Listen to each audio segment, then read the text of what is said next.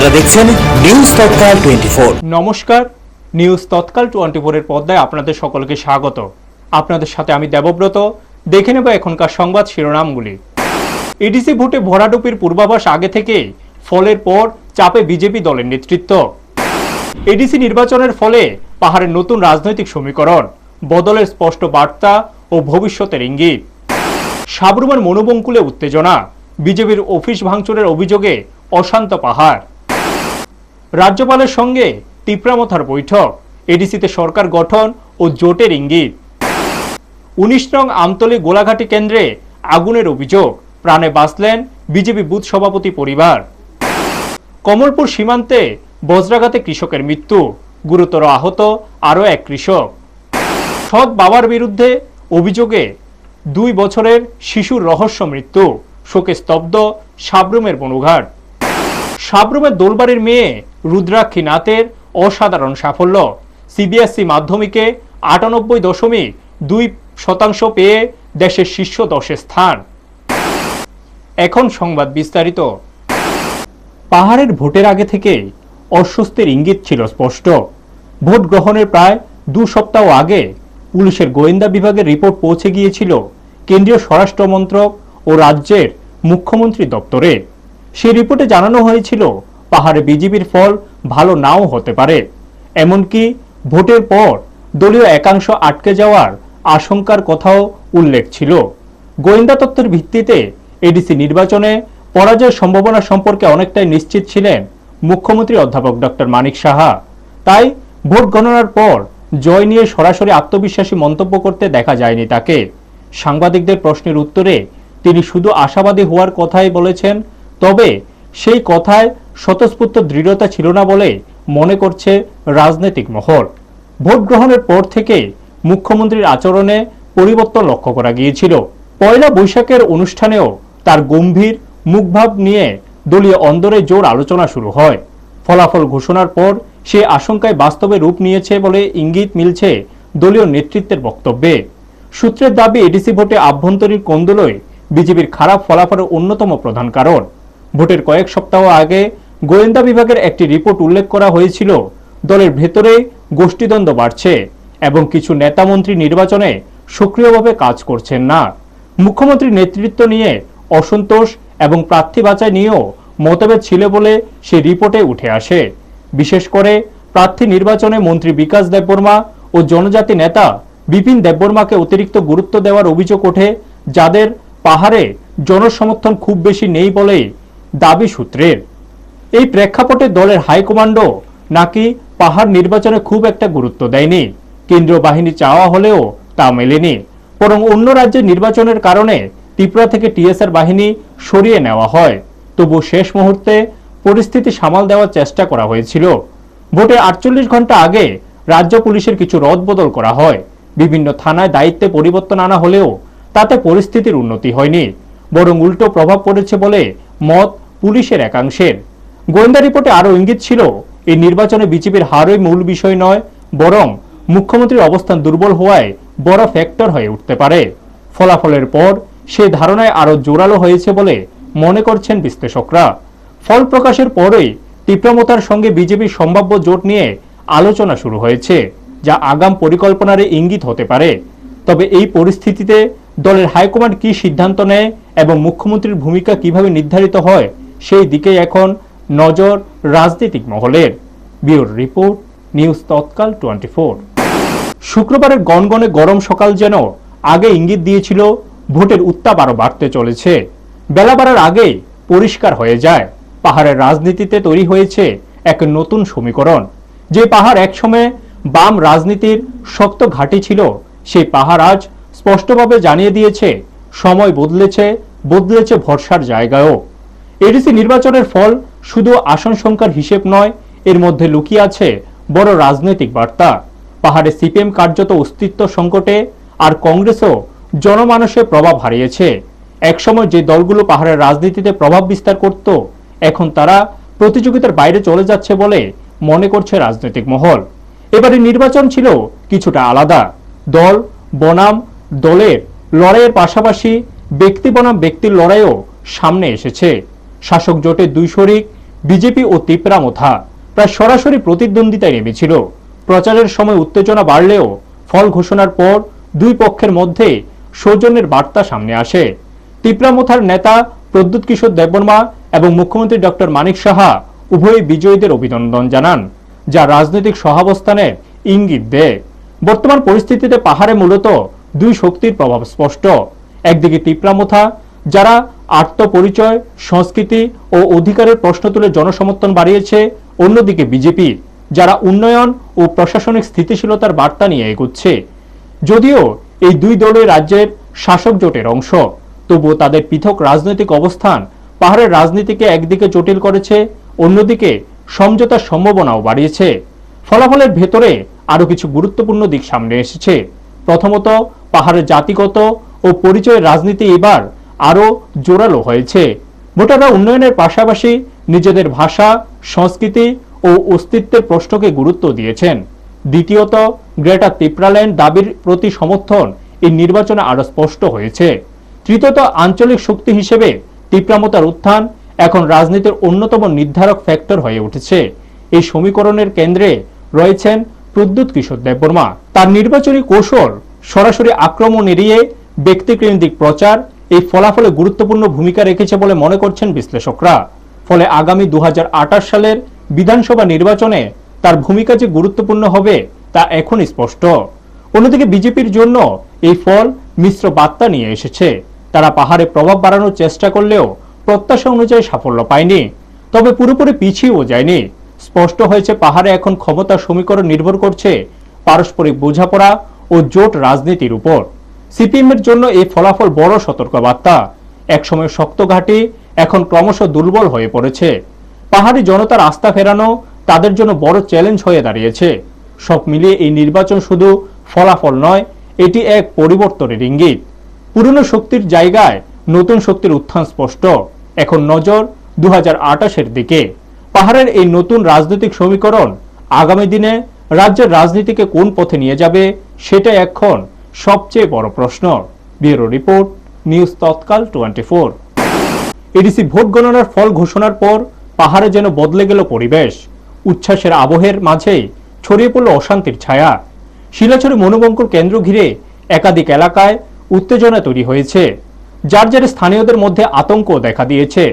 স্বশাসিত জেলা পরিষদ নির্বাচনের ফলাফলে 28 নং শিলাছড়ি মনোবঙ্কুর কেন্দ্রে বিজেপি প্রার্থী কংজং মগ 491 ভোটে জয়ী হন। অন্যদিকে মোট 28টি আসনের মধ্যে 24টিতে জয় পেয়ে স্পষ্ট আধিপত্য দেখিয়েছে তিপ্রামথা। ফল প্রকাশের পরই এলাকার রাজনৈতিক উত্তাপ বাড়তে শুরু করে। বিজেপির অভিযোগ, তিপ্রামথার একাংশ সমর্থক মরু বিধানসভা কেন্দ্রের অন্তর্গত চালিতা বঙ্কুল, বটতলা বাজার, চালিতা বঙ্কুল মডেল পাড়া এবং বিষ্ণুপুর এলাকায় তাদের 3টি দলীয় কার্যালয়ে ভাঙচুর ও অগ্নিসংযোগ চালায়। এই অভিযোগ জানিয়েছেন স্থানীয় বিধায়ক মাইলা ফ্রুমক। ঘটনায় দলীয় কর্মীদের মধ্যে ক্ষোভ ছড়িয়েছে। এছাড়াও গোড়াগাপ্পা এলাকায় কয়েকটি বাঙালি পরিবারের উপর হামলার অভিযোগ উঠেছে। স্থানীয়দের দাবি, আতঙ্কে বহু মানুষ ঘর ছেড়ে নিরাপদ আশ্রয়ের খোঁজে বেরিয়ে পড়েন। পরিস্থিতির জেরে মনোবঙ্কুল এলাকার নতুন বাজার ও পুরান বাজার সহ আশপাশের বেশ কিছু এলাকায় দোকানপাট বন্ধ রয়েছে বলে জানা গেছে। এতে সাধারণ জনজীবনও ব্যাহত হচ্ছে। এখন নজর প্রশাসনের দিকে। কিভাবে দ্রুত পরিস্থিতি স্বাভাবিক করা যায়, সেটাই সবচেয়ে বড় চ্যালেঞ্জ। ব্যুরো রিপোর্ট, নিউজ তৎকাল 24। আজকে কি বিষয় নিয়ে বৈঠক করেছে সেখানে? প্রথমে আপনাদের চ্যানেলকে অসংখ্য ধন্যবাদ। আমরা সাবরুম 40 এবং 39 মনো যৌথ আমাদের মণ্ডল কমিটির উপরে আমরা একটা বৈঠক করেছি। আপনারা জানেন আমাদের 28 শিলাছড়ি মনোবঙ্কুল এবং 27 পূর্ব মরিপুর পুরাতলি আমাদের যে সময় থেকে আমাদের রেজাল্ট যখন শুরু হয়েছে তখন থেকে এখনো পর্যন্ত মনোবঙ্কুল এলাকার বিভিন্ন আমাদের দলীয় ভারতীয় জনতা পার্টির দলীয় কার্যালয় সেখানে ভাঙচুর এবং চাতকছড়ি আমাদের দলীয় অফিসকে ওরা অগ্নিদগ্ধ করেছে, জ্বালিয়ে দিয়েছে। তো এবং 27 পূর্ব মহদিপুর বুড়াতলি এলাকাও আমাদের দলীয় অফিস ভাঙচুর করেছে এবং বিভিন্ন আমাদের 27 এবং 28 এলাকায় আমাদের ভারতীয় জনতা পার্টির কার্যকর্তার উপর বিক্ষিপ্ত হামলা হচ্ছে। তো তারকে নিয়ে যাতে আমরা ভারতীয় জনতা পার্টির কার্যকর্তা থেকে শুরু করে সবাইকে আমরা আহ্বান করেছি যাতে আমাদের শান্তি সম্প্রীতি যাতে বজায় থাকে সেই দিকে লক্ষ্য রেখে আজকে আমরা গুরুত্বপূর্ণ একটা বৈঠক করেছি। প্রশাসনের ভূমিকা নিয়ে কি বলবেন? প্রশাসনকে আমরা যখন থেকে আমাদের রেজাল্টটা হয়েছে তখন থেকে প্রশাসনের মতো কাজ করছে। প্রশাসন সিদ্ধান্ত মোতাবেক বিভিন্ন এলাকা তার আমাদের পুলিশ টিম তারা পাহারা দিচ্ছে। তো আমরাও আহ্বান করেছি যাতে প্রশাসন সঠিকভাবে পদক্ষেপ নিয়ে যাতে আরও আমাদের এলাকা যাতে কোনো অপ্রীতি ঘটনা যাতে না হয়। এডিসিতে সরকার গঠনের লক্ষ্যে তিপ্রামথার নেতৃত্ব সক্রিয় হয়ে উঠেছে এবং সেই প্রক্রিয়ারই অংশ হিসেবে রাজ্যপালের সঙ্গে গুরুত্বপূর্ণ বৈঠক সারল দলের শীর্ষ নেতৃত্ব। শনিবার তিপ্রামথা সুপ্রিমো প্রদ্যুৎ কিশোর দেববর্মার নেতৃত্বে একটি প্রতিনিধি দল রাজভবনে গিয়ে রাজ্যপাল ইন্দ্রসেনা রেড্ডি নাল্লুর সঙ্গে সাক্ষাৎ করেন। বৈঠকের মূল উদ্দেশ্য ছিল এডিসিতে সরকার গঠনের দাবি পেশ করা। বৈঠক শেষে সাংবাদিকদের মুখোমুখি হয়ে প্রদ্যুৎ কিশোর দেববর্মা জানান, গণরায়ের ভিত্তিতে সরকার গঠনই তাদের প্রধান লক্ষ্য। পাশাপাশি তিনি ইঙ্গিত দেন, বিজেপির সঙ্গে জোট নিয়েও আলোচনা হতে পারে, যদিও এই বিষয়ে চূড়ান্ত সিদ্ধান্ত এখনো হয়নি বলে স্পষ্ট করেন তিনি। এদিন অনিমেষ দেববর্মা ইস্যু নিয়ে প্রশ্ন ওঠে। সেই প্রসঙ্গে প্রদ্যুৎ কিশোর জানান, এটি সম্পূর্ণ দলীয় বিষয় এবং তিনি ব্যক্তিগতভাবে অনিমেষ দেববর্মার সঙ্গে কথা বলবেন। সব মিলিয়ে এডিসির ফলাফলের পর সরকার গঠন ও সম্ভাব্য জোট রাজনীতিকে ঘিরে ত্রিপুরার পাহাড়ে নতুন রাজনৈতিক সমীকরণ তৈরি হচ্ছে বলে মনে করছে রাজনৈতিক মহল। ব্যুরো রিপোর্ট, নিউজ তৎকাল 24। हम लोग पार्टी में बैठकर बात करेंगे और तब हम बताएंगे। इम्पोर्टेंट नहीं है कि कौन ईएम बने, कौन सीएम बने, कौन चेयरमैन बने। इम्पोर्टेंट ये है कि हम अपने लोगों को, जिस लोगों ने, गरीब लोगों ने इतना प्यार से हमें सपोर्ट किया है, उनका अधिकार के बारे में बात करना हम बंद नहीं करेंगे और लॉजिकल कंक्लूजन तक मैं ले जाऊंगा। উচ্ছ্বাসের আবহের মাঝে ভয়ঙ্কর অভিযোগে কেঁপে উঠল আমতলী গোলাঘাটি এলাকা। নির্বাচনের ফল ঘোষণার পর এক চাঞ্চল্যকর ঘটনার খবর সামনে এসেছে, যা ঘিরে এলাকায় আতঙ্ক ও উত্তেজনা ছড়িয়ে পড়েছে। অভিযোগ, 19 আমতলী গোলাঘাটি কেন্দ্রের 8 নং বুথের বাথানমুড়া এলাকায় বিজেপির বুথ সভাপতি সঞ্জিত দেববর্মার বাড়িতে আগুন ধরিয়ে দেওয়া হয়। সঞ্জিত দেববর্মার দাবি, তিপ্রামথার একাংশ সমর্থক জয়ের উল্লাসে তার বসতঘরে পেট্রোল ঢেলে আগুন লাগিয়ে দেয়। সেই সময় ঘরের ভেতরে তিনি, তার স্ত্রী গোলাপী দেববর্মা এবং তার 4 বছরের সন্তান পীরা দেববর্মা ছিলেন। পরিস্থিতি ভয়াবহ হয়ে উঠলে কোনো রকমের সন্তানকে কোলে নিয়ে ও স্ত্রীকে সঙ্গে নিয়ে আগুনের মধ্য থেকে বেরিয়ে এসে পাশের জঙ্গলে পালিয়ে প্রাণ বাঁচান তারা। যদিও আগুনে পুড়ে যায় ঘরের একটি অংশ, দরজা জানালা এবং ঘরের ভেতরের ঠাকুর মন্দির সহ বহু সামগ্রী। পরে প্রতিবেশীরা ছুটে এসে আগুন নেভানোর চেষ্টা করেন বলে জানা গেছে। শনিবার সকালে সংবাদ মাধ্যমের মুখোমুখি হয়ে সঞ্জিত দেববর্মা এই ঘটনার অভিযোগ তুলে প্রশ্ন তোলেন নিরাপত্তা ব্যবস্থা নিয়ে। ঘটনাকে কেন্দ্র করে বাথানমুড়া গ্রামে চাঞ্চল্যের সৃষ্টি হয়েছে। পরিস্থিতি ঘিরে এলাকায় উত্তেজনা বিরাজ করছে এবং স্থানীয়দের মধ্যে আতঙ্ক ছড়িয়ে পড়েছে। ব্যুরো রিপোর্ট, নিউজ তৎকাল 24। আমরা বাড়িতে হয়েছে, আমরা ওয়ার্ড নাম্বার হইলে গ্রাম হইলে বাথানমুড়া ওয়ার্ড নাম্বার 4। তারপরে আমি বুথ সভাপতি, এই 8 নম্বর বুথের, এইখানে 8 নম্বর বুথের আমি বুথ সভাপতি। তারপরে আমার কালকা যে রাত্রে ঘটনা 7:30 দিকে 7:30 দিকে হইব, সামনে পিছন দিয়ে আমার গেটটা এমনি বাইরেতে শেষ। বাইরের পরে আমিও একটু, আমার 4 বছরের বাচ্চা আছে, বউ আছে, আমার লই আমরা বাগছি। আর বাগছি পরে দেখি আমার বাড়িতে পেট্রোল দিয়ে পুরা পেট্রোল দিয়ে আর ঠাকুর ঘর সব দিয়ে পুরাই দিয়ে লাইছে। পুরা দেওয়ার পরে আমার বাড়ির পাশাপাশি লোক আইয়াছে, বাড়ির পাশাপাশি লোক আইয়াছে, আগুন টাগুন নিবাইছে। নিবার পরে তারপর আমি তো রাত্রে বাগিয়ে গেছি, সকালবেলা আইছি। আর পুলিশেও আসেনি, এটা তো আর জানি না আমার। তারপর আমি তো বাগিয়ে গেছি, এই সামনে গেটটা বাড়ি দেওয়ার পরে, গেটটা ভাঙার পরে আমি বাইরে গেছি। তারপর বাড়ির মধ্যে পুরা পেট্রোল সকালবেলায় দেখি ওই তো পেট্রোল আপনার বাড়ির পাশের লোক সব দিয়ে আই আছে, আমার আগুনটা নিবাইছে। আমি 4 বছর বাচ্চাদের লইয়া পরিবার লইয়া আমি বাগান লাগছে, কি করে জান তো বাঁচানো লাগবো, না হলে তো আমরা বউ 4 বছর বাচ্চা পোড়া গেলে আর আমরা বউ জামাই পোড়া গেলে। এই কারণে আমি একটা বিজেপির একটা বুথ সভাপতি, এই কারণে আমার এটা গণতান্ত্রিক সবাই তো কর্মী অধিকার আছে, যে ওই মথরা যে এরকম যে কাজ করছে, যে দেখি ভালো কাজ করছে, রাজা কি যে শিক্ষা দিতেছে, হ্যাঁ আমরা মারানো লাগে নি করছে এটা। আচমকা কালো মেঘ আর বজ্রসহ বৃষ্টির মধ্যে নেমে এলো মর্মান্তিক বিপর্যয়। সীমান্তের কাছে কৃষিকাজ করতে গিয়ে বজ্রাঘাতে প্রাণ হারালেন এক কৃষক, আহত হলেন আরও একজন। শনিবার দুপুর প্রায় 1:30 নাগাদ কমলপুর থানার অন্তর্গত মলা গ্রামে এই দুর্ঘটনা ঘটে। মৃতের নাম আব্দুল সামাদ, বয়স 50, এবং আহত হয়েছেন আব্দুল কুদ্দুস, বয়স 55। স্থানীয় সূত্রে জানা যায় দুইজনই পেশায় কৃষক এবং প্রতিদিনের মতোই বাংলাদেশ সীমান্ত সংলগ্ন নিজের জমিতে কাজ করতে গিয়েছিলেন। ঘটনাস্থলে উপস্থিত গ্রামবাসীরা জানান, আচমকা আবহাওয়া খারাপ হয়ে গেলে তারা একটি গাছের নিচে আশ্রয় নেয়। সেই সময় হঠাৎ বজ্রপাত হলে ঘটনাস্থলে আব্দুল সামাদের মৃত্যু হয় এবং গুরুতর আহত হন আব্দুল কুদ্দুস। পরবর্তীতে সীমান্তরক্ষী বাহিনীর সহযোগিতায় তাদের দ্রুত বিমল সিংহ মেমোরিয়াল হাসপাতালে নিয়ে যাওয়া হলে কর্তব্যরত চিকিৎসক আব্দুল সামাদকে মৃত ঘোষণা করেন। আহত আব্দুল কুদ্দুসের সেখানে চিকিৎসা চলছে। এই মর্মান্তিক ঘটনায় মলা গ্রাম সহ আশপাশের এলাকায় শোকের ছায়া নেমে এসেছে। মৃত ও আহত দুজনের পরিবারে স্ত্রী ও 2 সন্তান রয়েছে। গ্রামবাসীরা প্রশাসনের কাছে তাদের পরিবারের পাশে দাঁড়িয়ে সাহায্যের আবেদন জানিয়েছেন। ব্যুরো রিপোর্ট, নিউজ তৎকাল 24।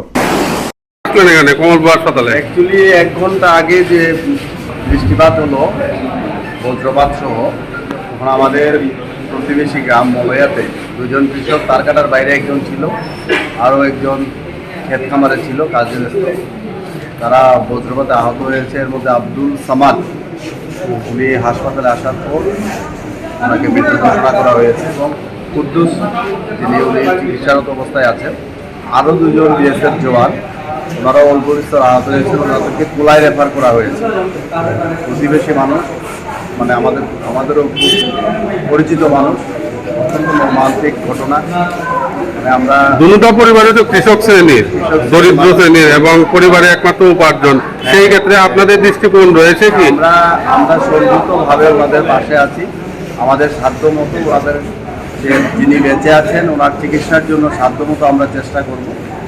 আর উপরওয়ালার ইচ্ছা, তিনি চলে গেছেন, তার ক্ষেত্রেও পরিবারকে কিভাবে সাহায্য করা যায় আমরা সরকারের কাছে আবেদন করব। সাবরু মহকুমার মুনঘাট এলাকার রতনমোড়ির মতুমকপাড়া শনিবারের দুপুরটা যেন হঠাৎ করে থমকে দাঁড়ায়। হাসি খুশির সময়, সেই সময়ে নিভে গেল মাত্র 2 বছরের এক শিশুর জীবন। এই হৃদয় বিদারক ঘটনায় মুহূর্তের মধ্যে শোক ও চাঞ্চল্যে ঢেকে যায় গোটা এলাকা।